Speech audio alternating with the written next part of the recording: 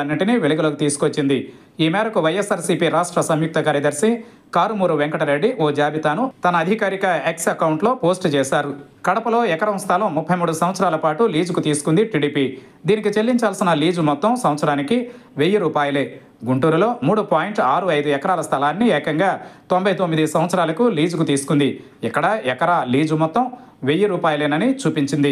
విజయనగరంలో ₹1000 లీజుకు ఎకరం, గుంటూరులో ₹1000 లీజుకు 20 సెంట్లు, కృష్ణాలో ₹1000 లీజుకు 95 సెంట్లు, ప్రకాశంలో ₹1000 లీజుకు ఎకరం 96 సెంట్లు, కడపలో ₹1000 లీజుకు 2 ఎకరాలు, చిత్తూరులో ₹1000 లీజుకు ఎకరం 20 సెంట్ల స్థలాన్ని టీడీపీ కేటాయించింది అప్పటి చంద్రబాబు ప్రభుత్వం. శ్రీకాకుళం జిల్లాలో 30 సెంట్ల స్థలాన్ని 33 సంవత్సరాల పాటు లీజుకు తీసుకుంది కానీ ఎంత రేటుకు అనేది వెల్లడించలేదు.